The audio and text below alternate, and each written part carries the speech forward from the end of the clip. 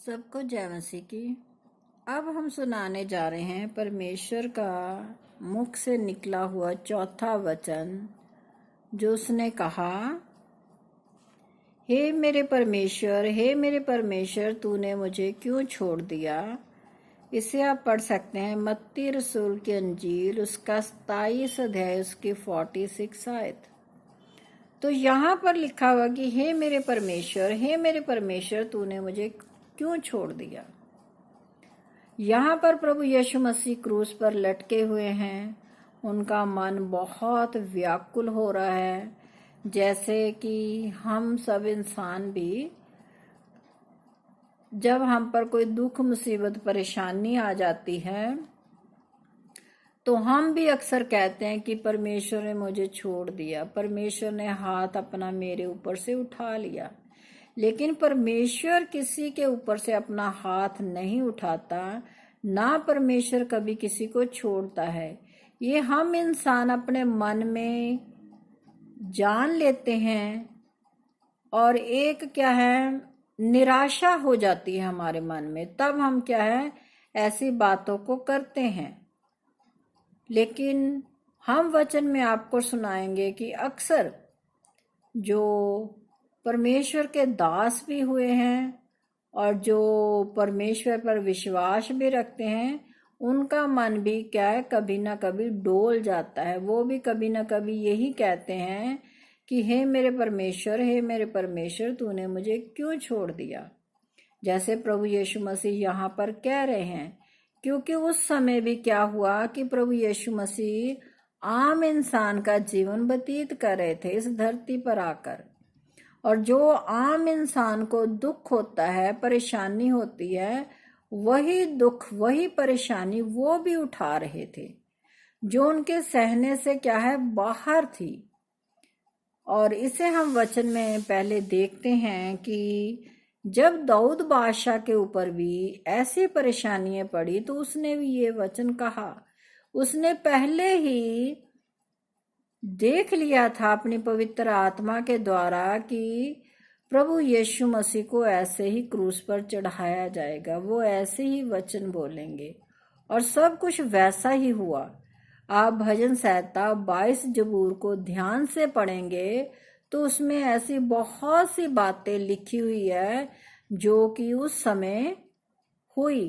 प्रभु के कपड़े लोगों ने बांट लिए, प्रभु को सिरका पिलाया गया, और प्रभु के जो हाथ पैर में कील ठोके गए, उन सब का क्या है, लिखा हुआ है। 22 जबूर को अब ध्यान से पढ़ें तो वो वहां पर दाऊद बादशाह प्रभु यीशु मसीह के जीवन को भी प्रकट कर रहे हैं और अपने आप को भी प्रकट कर रहे हैं। तो हम पहले सुनते हैं क्या लिखा हुआ है 22 जबूर में। हे मेरे परमेश्वर, हे मेरे परमेश्वर, तूने मुझे क्यों छोड़ दिया। तू मेरी पुकार से और मेरी सहायता करने से क्यों दूर रहता है। मेरा उद्धार कहाँ है। तो वो कह रहा है कि हे मेरे परमेश्वर, हे मेरे परमेश्वर, तूने मुझे छोड़ दिया। वो कह रहा है कि मैं दिन भर तुझे पुकारता रहता हूँ, मेरी सहायता के लिए फुर्ती कर। जैसे हम भी प्रार्थना में कहते हैं कि जब भी हमें मुश्किल परेशानी होती है कि परमेश्वर हमारी सहायता कर, हमें इस शोक से बाहर निकाल, इस परेशानी से बाहर निकाल। तो वो भी यही कह रहा है कि मुझे इस परेशानी से बाहर निकाल। लेकिन इस अगर 22 जबूर को आप ध्यान से पढ़ेंगे तो इसमें वो सारी बातें हैं जो हमने आपको सुनाई। वे सब जो मुझे देखते हैं मेरा ठट्ठा करते हैं और होंठ बिचकाते और ये कहते हुए सिर हिलाते हैं, अपने आप को यहोवा के वश में कर दे, वही उसको छुड़ाएगा। जैसे हमने पहले भी सुनाया था कि वो वहां के लोग क्या है, प्रभु का मजाक उड़ा रहे थे। वो डाकू भी ये कह रहा था कि इसने औरों को बचाया और हमें भी बचा और अपने को भी बचा। ये इस ध्यान को आप पूरा पढ़ेंगे तो आपको पता चल जाएगा कि इस भजन में जब दाऊद बादशाह निराशा में आए तो उन्होंने भी वैसा ही कहा था जैसा प्रभु यीशु मसीह के मुख से वहां वचन निकले थे, यही वचन क्या है वहां निकल रहे हैं दाऊद बादशाह के मुख से। वो भी ये कह रहा है कि बहुत से क्या है सांडों ने मुझे घेर लिया है और ऐसे लोग हैं जो मुझे सता रहे हैं। इसे हम थोड़ा सा पढ़कर आपको सुना देते हैं। वे मेरे वस्त्र आपस में बांटते हैं और मेरे पहरावे पर चिट्ठी डालते हैं। जैसा हमने वचन में सुनाया कि लोगों ने प्रभु यीशु मसीह के वचन क्या है बांट लिए, उस पर चिट्ठी डाली कि ये इसको मिलेगा या उसको मिलेगा। और लिखा हुआ है कि बहुत सा दुख दे रहे थे उस समय वो परमेश्वर के। वह मेरे हाथ पैर छेदते हैं, लिखा हुआ है वचन में, वे मेरे हाथ और पैर छेदते हैं। और लिखा हुआ कि बहुत से कुत्तों ने मुझे घेर लिया है। वो कह रहा है, दाऊद बादशाह कह रहे। लेकिन ये सब बातें कहाँ जाकर प्रकट हुई? प्रभु यीशु मसीह को जब क्रूस के ऊपर चढ़ाया गया तब ये सब बातें जो भजन संहिता 22 अध्याय में लिखी गई हैं वहां पर हुई। तो आगे हम देखते हैं भजन संहिता की पुस्तक उसका 30 अध्याय की 9 आयत में क्या लिखा है और उसके हम देखेंगे।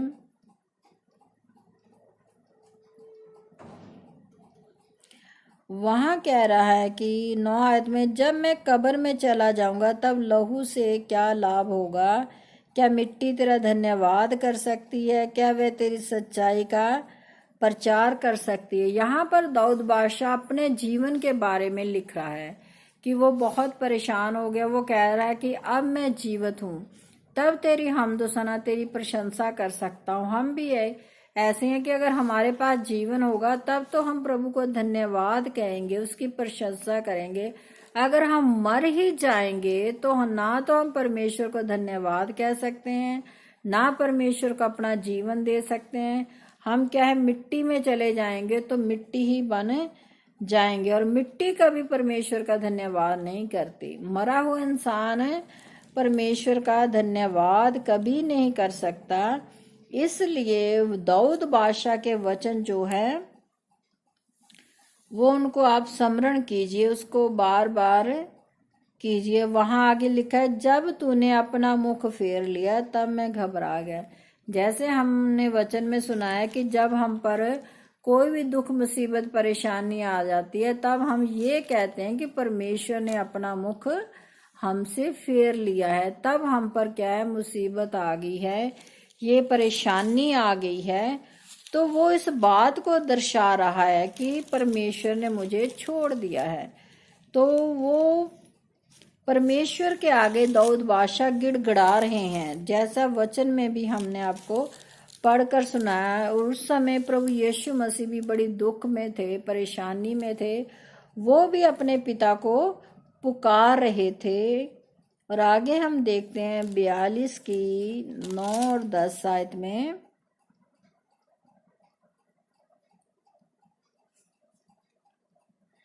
मेरे सताने वाले जो मेरी निंदा करते हैं मानो उससे मेरी हड्डियां चूर चूर होती है, मानो कटार से छिदी जाती हैं। हे मेरे प्राण, तू क्यों गिरा जाता है? तू अंदर ही अंदर क्यों व्याकुल है? वो कह रहा है कि हे मेरे प्राण, जैसे हम पर बहुत सी परेशानी कोई आ जाती है तो हम क्या है अपने आप से बातचीत करते रहते हैं। तो वो वहां दाऊद बादशाह भी कह रहा है कि हे मेरे प्राण, तू अंदर ही अंदर क्यों व्याकुल है? जब परेशानी आ जाती है तो हमारे अंदर क्या व्याकुलता आ जाती है, हम उदास हो जाते हैं और परमेश्वर से मन ही मन क्या है बातें करने लग जाते हैं। तो परमेश्वर हमारी उन बातों को फिर सुनता भी है। ये नहीं कि परमेश्वर हमारे हृदय की बातों के ऊपर ध्यान नहीं देता है परमेश्वर हमारे हृदय की बातों की तरफ। जब हम दुखी हो जाते हैं, बहुत परेशानी में हो जाते हैं, उस समय अगर हम प्रार्थना में बैठ जाते हैं तो वो हमारी प्रार्थना को सुनकर उत्तर भी देता है, हमें शांत भी करता है, हमारे हृदय में अपनी शांति भी भरता है। तो वहां फिर वो अपने मन को दिलासा दे रहा है, परमेश्वर पर भरोसा रख क्योंकि वह मेरे मुख की चमक और मेरा परमेश्वर है, मैं फिर उसका धन्यवाद करूंगा। यहाँ वो कह रहा है कि परमेश्वर पर भरोसा रख। हमें क्या है, किस पर भरोसा रखना है? परमेश्वर के ऊपर क्या है, भरोसा रखना है। वह मेरे मुख की चमक है, वह मेरे मुख की चमक है, मेरे मुख की क्या है, खुशी है, मेरे मुख पर उदासी नहीं है। और परमेश्वर का मैं फिर क्या है, धन्यवाद करूंगा। जब वो हमें इस परेशानी से परमेश्वर बाहर ले आता है तो हम क्या करते हैं, बड़ी खुशी से, बड़े आनंद के साथ क्या है, उसका धन्यवाद करते हैं कि प्रभु यीशु मसीह ने हमारे जीवन को बचाया, हमें दुखों से बाहर निकाला है, उसने हमारी सुधि ली है, उसने हमारी प्रार्थना को सुना है, वो हमारी गिड़गिड़ाहट को जानता है। और वचन में लिखा, जब मैंने गिड़गिड़ा कर प्रार्थना की तब तूने मेरी प्रार्थना को अनसुना नहीं किया। परमेश्वर हम सबकी प्रार्थना को सुनता है। उसके कान हमेशा धर्मी लोगों की तरफ लगे रहते हैं और उसकी आंखें नित्य उसे टकटकी लगाए देखती रहती है।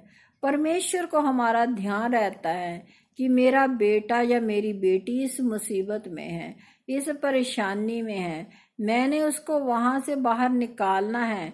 तो वो हमारी सहायता के लिए अपने किसी भी दूत को भेजता है कि वो हमारी सहायता करे। परमेश्वर खुद आ जाता है बहुत बार हमारी सहायता के लिए किसी भी रूप में, या वो अपने दूतों को आज्ञा देता है कि मेरे बेटे को या मेरी बेटी को इस समय जरूरत है, तो वो हमारे पास आ जाते हैं। तो इसे हम आगे देख लेते हैं कि जब हम बहुत परेशान हो जाते हैं तो हम भी क्या करते हैं कि परमेश्वर के ऊपर भरोसा रखते हुए भी फिर भी क्या है, हम डगमगा जाते हैं, हमारा मन व्याकुल हो जाता है, मन में परेशानी आ जाती है। तो हम इसे पढ़ते हैं, वचन हमें क्या सिखाता है। ये मरकुस रसूल की अंजील है, उसका हम 14 अध्याय की 34 और 35 में देखते हैं। और उनसे कहा, मेरा मन बहुत उदास है, यहाँ तक कि मैं मरने पर हूँ। तुम यहाँ ठहरे रहो और जागते रहो। यहाँ लिखा हुआ है कि प्रभु यीशु मसीह जब क्रूस पर चढ़ाए गए थे, उससे पहले उन्होंने गतसमनी बाग में जाकर प्रार्थना की। उन्होंने प्रार्थना की, अपने चेलों को साथ ले गए, लेकिन उनके चेले क्या है, पीछे रह गए। और प्रभु यीशु मसीह क्या है, वहां प्रार्थना कर रहे हैं, उनका मन बहुत उदास है। वो कह रहे हैं कि मेरा मन बहुत उदास है। जैसे बहुत बार हम सबके मन भी क्या है, उदास हो जाते हैं, लेकिन फिर भी वो क्या है, फिर आत्मा में आ गए और कहा, हे अब्बा, हे पिता, तुझसे सब कुछ हो सकता है, इस कटोरे को मेरे पास से हटा ले, तो भी जैसा मैं चाहता हूँ वैसा नहीं, पर जो तू चाहता है वही हो। यहाँ पर प्रभु यीशु मसीह को अब पता चल गया है कि मेरी मृत्यु आ रही है, और प्रभु यीशु मसीह अपने पिता से बातचीत कर रहे हैं कि इस कटोरे को, इस मृत्यु के कटोरे को मुझसे हटा ले। लेकिन बाद में वो कहते हैं, नहीं, मेरी इच्छा नहीं बल्कि तेरी इच्छा पूरी हो। तो वहां पर क्या है, वो थोड़े समय के लिए क्या है, इंसान के जीवन में आ गए। जैसे इंसान मृत्यु से घबरा जाता है, दुख परेशानी से घबरा जाता है, वैसे ही प्रभु यीशु मसीह भी उस समय थोड़ा सा घबरा गए, थोड़ा सा उदास हो गए। लेकिन जब वो आत्मा में भर गए तब उन्होंने कहा, जैसा मैं चाहता हूँ वैसा नहीं, जैसा तू चाहता है, तेरी इच्छा मेरे जीवन में पूरी हो। तो जब हम ऐसा कहते हैं तो परमेश्वर अपनी इच्छा को हमारे जीवन में पूरी करता है। हम बहुत बार कहते हैं कि आप अपने जीवन की योजनाओं को अपने अनुसार ना बनाएं, बल्कि अपने जीवन की, अपने बच्चों के जीवन की योजनाओं को प्रभु के हाथ में दे दें। तो जैसा वहां लिखा कि तेरी इच्छा पूरी हो, तो वचन में लिखा है कि जो योजनाएं प्रभु यीशु हमारे लिए बनाता है वो हमारे लाभ की होती है, हानि के लिए नहीं। कोई भी माता पिता अपने बच्चों के जीवन की योजनाओं को लाभ में देखना चाहते हैं, हानि में नहीं। इसी प्रकार जैसे हम अपना जीवन प्रभु को दे देंगे तो वो हमारे लाभ के लिए कार्य करेगा। जो हमारे जीवन के लिए बेहतर होगा वो कार्य हमारे जीवन में करेगा। तो यहाँ पर भी वो प्रभु यीशु मसीह आत्मा में भरकर ये कह रहे हैं कि मेरी नहीं तेरी इच्छा पूरी हो, क्योंकि प्रभु को मालूम है कि उसका पिता उसे कभी भी नहीं छोड़ेगा, कभी नहीं त्यागेगा, क्योंकि कोई माँ बाप अपने बच्चों को न छोड़ता है न त्यागता है। तो यहाँ पर उसे अपने पिता के ऊपर पूरा विश्वास है। बेशक यहाँ उसे सजा मिल रही है हमारे लिए, और उसका मन भी बहुत व्याकुल हो रहा है, और वो कह रहा है कि मैं मरने पर हूँ, मेरा प्राण गिरा जाता है, मेरे मन में उदासी भर गई है। लेकिन फिर भी वो कह रहे हैं कि नहीं, मेरी नहीं तेरी इच्छा पूरी हो। इसे हम आगे देखते हैं मत्ती रसूल की अंजील उसका 27 अध्याय की 45 आयत में और 46 में। दोपहर से लेकर तीसरे पहर तक उस सारे देश में अंधेरा छा गया। तीसरे पहर के निकट यीशु ने बड़े शब्द से पुकार कर कहा, एली एली लमा शबक्तनी, अर्थात हे मेरे परमेश्वर, हे मेरे परमेश्वर, तूने मुझे क्यों छोड़ दिया। तो यहाँ पर लिखा हुआ है कि परमेश्वर ने बहुत ऊंची आवाज से पुकारा कि हे मेरे परमेश्वर, हे मेरे परमेश्वर, तूने मुझे क्यों छोड़ दिया। यहाँ लिखा है कि दिन का तीसरा पहर चल रहा था और तीसरे पहर तक उनके जीवन में बहुत दुख बढ़ चुका था। पीठ से लहू बह रहा था, सर से लहू बह रहा था, हाथ पांव में से लहू बह रहा था, और इतनी पीड़ा में था कि उसकी पीड़ा बर्दाश्त से बाहर हो रही थी।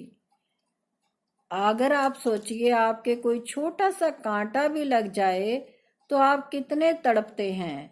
तो वहां पर तो प्रभु के सर पर ऊपर उन्होंने कांटों का ताज रखा, उसे दबा दिया, उसके कांटे उसके सर में धस गए और इतने बड़े बड़े कील उसके हाथ पैर में ठोक दिए गए, और वो कील एक ही बार में नहीं उसमें गड़ गए होंगे, उसके लिए उन्होंने कितने हथौड़े चलाए होंगे, तब कहीं जाकर वो क्या है उस लकड़ी में धंसा होगा वो कील।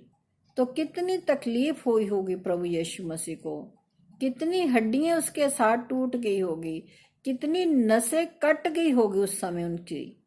तो इस दर्द को आप क्या महसूस कीजिए कि जब प्रभु यीशु मसीह ने इतना दर्द, इतनी तकलीफ हमारे लिए सही, तो हम दुनियावी तकलीफों में पड़कर क्यों घबराते हैं। परमेश्वर पर भरोसा रख।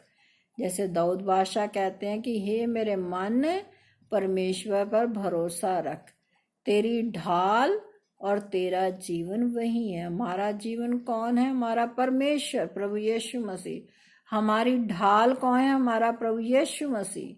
वो हमारे लिए ढाल का कार्य करता है, हमारा जीवन बचाता है। और वो क्या है, वहां पर परमेश्वर अब क्या दुख उठा रहे हैं, और वो भी अपने पिता से यही कह रहे हैं कि हे मेरे परमेश्वर, हे मेरे परमेश्वर, तूने मुझे क्यों छोड़ दिया। तो इस जो ये क्रूसीकरण हुआ परमेश्वर का, जो परमेश्वर को सजा मिली, इसे क्या है, यशायाह जो भविष्यद्वक्ता था उसने पहले से ही देख लिया था कि प्रभु यीशु मसीह ऐसे पैदा होंगे, फिर उनको ऐसे क्या है सजा दी जाएगी। तो उसके लिए हम थोड़ा सा आपको पढ़कर सुना देते हैं। यशायाह की पुस्तक है, इसका 53 अध्याय है, 3 से 8 आयत तक की हम पढ़ेंगे।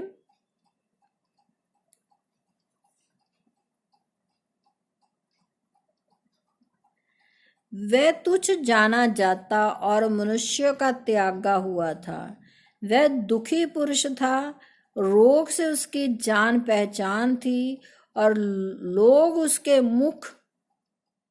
मुख फेर लेते थे। वह तुच्छ जाना गया और हमने उसका मूल्य ना जाना। यहाँ लिखा कि वो तुच्छ जाना गया, लोग उसे वहां पर तुच्छ जान रहे हैं, उसका अनादर कर रहे हैं। रोग लग गया, कहने का भाव है खून बह रहा है, ना उस पर पट्टी बांधी गई। आगे चलकर आप पढ़ सकते, उसमें लिखा ना उसके पट्टी बांधी गई, ना उसको तेल से नरमाया गया। भजनकार कह रहे हैं। तो यहाँ पर लिखा निश्चय उसने हमारे रोगों को सह लिया और हमारे दुखों को उठा लिया, तो भी हमने उसे परमेश्वर का मारा कूटा और दुर्दशा में पड़ा हुआ जाना। परंतु वह हमारे ही अपराधों के कारण घायल किया गया, वह हमारे ही अधर्म के कामों के कारण कुचला गया, हमारी ही शांति के लिए उस पर ताड़ना पड़ी कि उसके कोड़े खाने से हम लोग चंगे हो जाएं। तो यहाँ पर लिखा हुआ है हमारे कारण, साफ साफ यशायाह भविष्यद्वक्ता बता रहे हैं कि हमारे कारण। जबकि यहाँ आप देखिए अभी प्रभु यीशु मसीह पैदा भी नहीं हुए, तो उनके आने से वर्षों पहले यशायाह ने देख लिया था, उसके जन्म की भविष्यवाणी भी कर दी और उसको कैसी सजा मिलेगी उसकी भी भविष्यवाणी यशायाह भविष्यद्वक्ता ने यहाँ कर दी कि उसको कैसे कैसे दुख उठाने पड़े। वह सताया गया तो भी वह सहता रहा और अपना मुंह ना खोला। जिस प्रकार भेड़ वध होने के समय और भेड़ी उन कतराने के समय चुपचाप शांत रहती है, वैसे ही उसने अपना मुंह ना खोला। यहाँ पर आप यशायाह भविष्यद्वक्ता बता रहे हैं कि उसने कोई मुख नहीं खोला, उसने कोई वहां हाय तौबा नहीं की, वो तड़पा नहीं, वो चुपचाप आराम से क्या है उन दुखों को झेल रहा है हमारे लिए, हमें वो स्वर्गीय राज्य देने के लिए। जैसे पहला वचन था कि पहले वचन में उसने हमारे लिए क्या किया, क्षमा मांग ली। क्षमा मांगने के बाद दूसरे वचन में उसने हमें क्या है, स्वर्ग लोक दे दिया। तीसरे वचन में उसने हमारे लिए एक प्रबंध कर दिया हमारी रक्षा के लिए कि हमारा जीवन भटकाव में ना जाए। जब हम प्रभु यीशु मसीह संसार से चले गए तो हम भटके ना, तो वो जिम्मेवारी उसने अपने चेलों को और अपने विश्वासी बेटे बेटियों को दे दी। और चौथे वचन में वो क्या है, अपने लिए क्या है, परमेश्वर से प्रार्थना कर रहे हैं कि हे मेरे परमेश्वर, हे मेरे परमेश्वर, तूने मुझे क्यों छोड़ दिया।